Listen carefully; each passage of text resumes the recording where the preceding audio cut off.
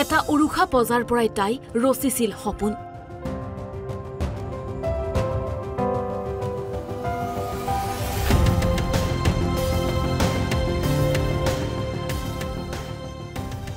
সপোন বাস্তৱ কৰিবৰ বাবে কৰিছিল কঠোৰ সংগ্ৰাম।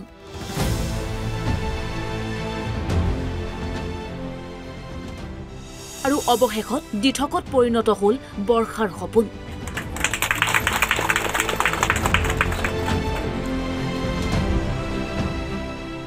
এই ঘৰটোলৈ মন কৰক, এটা তেনেই সাধাৰণ ঘৰ। ঘৰৰ ভিতৰত কিতাপৰ দম, আৰু এই কিতাপক লগৰী কৰিয়েই বৰ্ষাই দেখিছিল বহুত সপোন।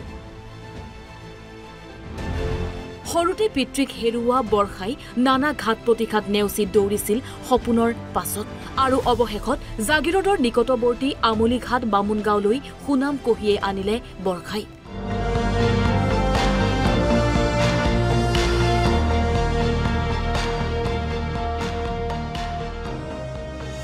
সফলতাৰে চিকিৎসা বিজ্ঞানত ডিগ্ৰী লাভ কৰিলে বৰ্ষা চেত্ৰী।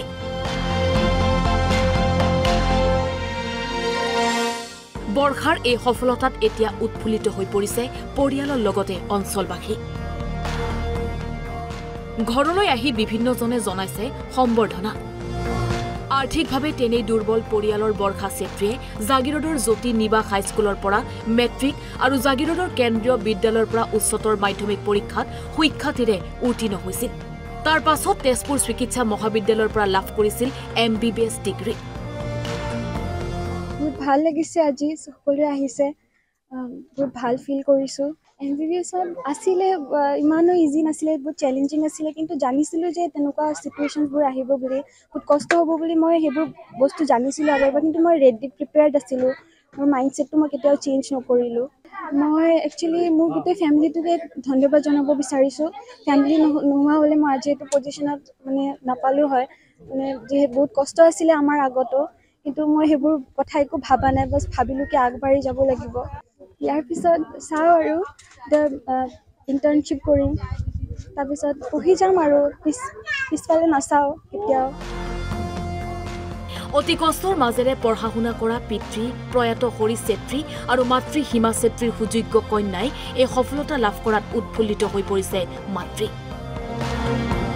গাঁৱৰ মানুহ এতিয়া চব ভাল পাইছোঁ, মই ইমান ভাল মন লাগিছে। এতিয়া সৰুতে ইমান কষ্ট আছিল মোৰ, এতিয়া যেতিয়া মেট্ৰিক পাছ কৰিলে তেতিয়া চবে সহায় কৰিছে, মনটো খুব ভাল লাগিছে মোৰ। দুখকেইটা গৈ আছে, এতিয়া গুচি গৈ আছে মনত পৰা, এতিয়া খুব ভাল লাগিছে মনটো।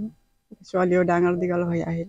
কষ্ট পাইছিলোঁ কিন্তু কাকো কোৱা নাই। ভতিজাৰ ল'ৰা এটা আছিল, তাৰ বৰদেউতা এটা আছিল, চবে সহায় কৰিছে, গাঁৱৰ মানুহে সহায় কৰিছে, তাৰ মামা এটা আছে সিও সহায় কৰিছে, ভণ্টি এটা আছে সিহঁতেও সহায় কৰিছে।